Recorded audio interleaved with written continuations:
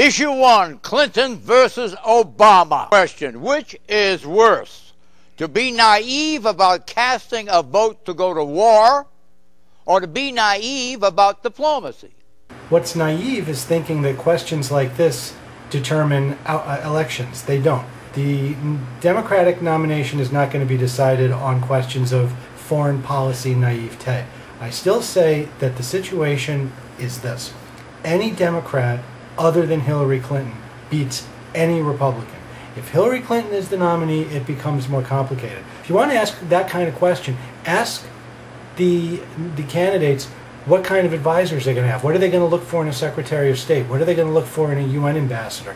This idea of comparative naivete about foreign policy, people don't vote for Democratic candidates based on that. It's going to be decided on Iraq and domestic policy issues. Does Hillary look like an establishmentarian in her responses here? A typical, and she is, a pillar of post-war establishmentarianism in foreign policy. Is that true? I'm not entirely sure what he means by that. The first goal, foreign policy goal, outside of Iraq of the next president is going to be twofold. First, to rebuild our relationship with our allies, then to reestablish our credibility as a moral nation to the neutral nations, and then maybe try to reach out to the third world, to the dictatorships, to the nations that we think ought to change policy, whether because they're dictatorships or because they're non-market-based economies and so forth. Who got the better of this exchange, Hillary or Obama? It was a tie. It's still a beauty contest at this point. This far in the election, in a primary about foreign policy, there's nothing to be won here except who has the brighter smile and the more witty comeback. Issue 2, Gonzales agonistes.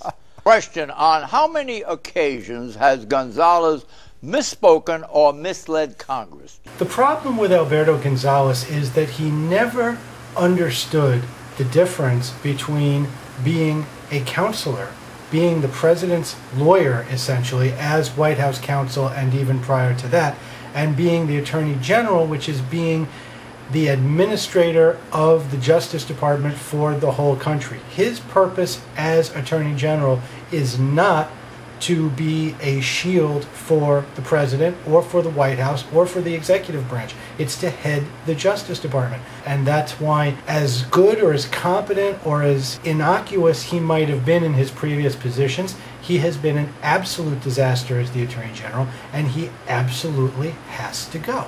Question, is this the smoking gun that will do Gonzales in? In the time since this episode was filmed, there's now been talk about perjury investigations, even impeachment investigations. I think the point is that this whole incident is disgusting.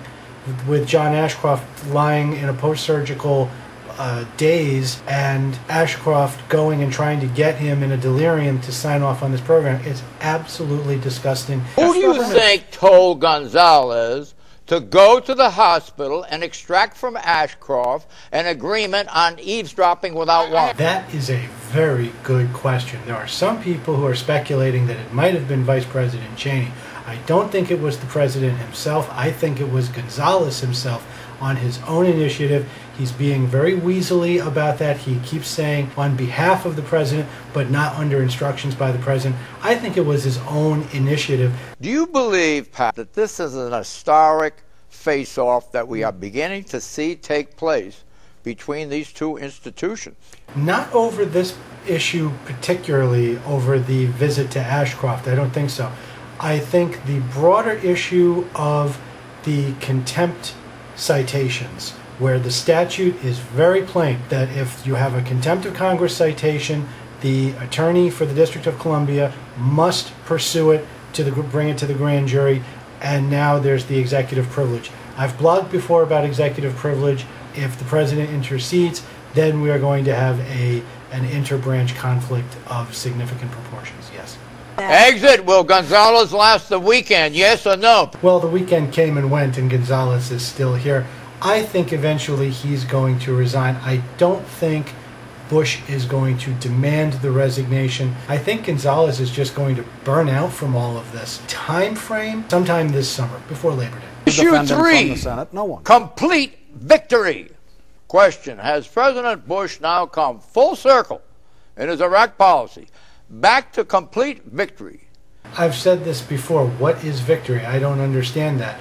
We won the Iraq War the day Baghdad fell. We won the Iraq War the day we captured Saddam Hussein. Now we are in an occupation and a reconstruction in a country that is defined. The distinguishing characteristic of Iraq right now is Muslims blowing up Muslims. What are we supposed to do about that? I don't know. I think it's preposterous. Victory is not the correct word, and neither is defeat. What political figure won the week? Saul Bruno, the Republican leader of the New York State Senate, who in the past week has almost single-handedly derailed the locomotive that is Governor Eliot Spitzer. It's a little complicated to go into. Basically, Spitzer was been caught completely off guard, and Bruno has just completely stifled him with a lot of stuff. Bye-bye.